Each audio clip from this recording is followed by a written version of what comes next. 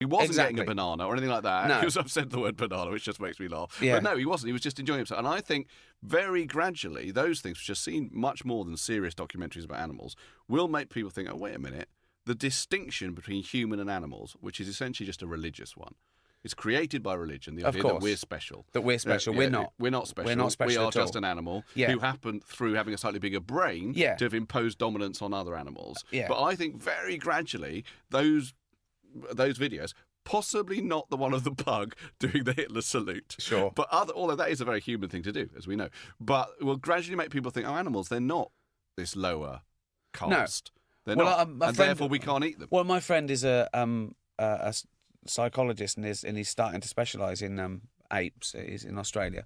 And they're trying to show the difference between apes that do things for reward and apes that do things for fun. Right. Like they've got iPads and screens and touch things where they come back to the photos that they enjoy. Right. Like photos of the keepers and things like this. Yeah. So there's no reason for it. They've seen them all. They might have started them with a reward to let them see the things. Right. But now they go and find their favourite photo and look at it fondly. Yeah. For no other reason than it must be enjoyment. And I don't even think there shouldn't be a debate that chimps are nearly like us. They just are. We left our common ancestor about 5 million years ago, which is a blip on the clock. Yeah. It's 4.6 billion years old, this Earth. Yeah.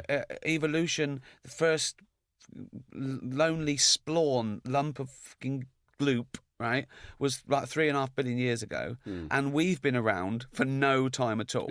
Our species, maybe 250,000. Well, our species lasts about 250,000. But in a way, I mean, the weird thing about our relationship to animals is that I think people like animals because they think, oh, look, it's doing a sort of human-like thing. Of course. But it all comes through our eyes. Yeah. Everything comes down. When you personify anything, right, you have to humanise it to some degree to, that's what empathy is, I guess. That is what empathy is, but at some level, it's a very weird thing to do because what we're saying in our patronising way is, oh, look, it's sort of being like a human being. It's being like a human being because it shares our DNA. It's got eyes and a nose and a mouth, and why has it got those? Because essentially we just come from the same protozoa. Well, we have to do it through our eyes because we have consciousness, so what we're doing is applying consciousness to it.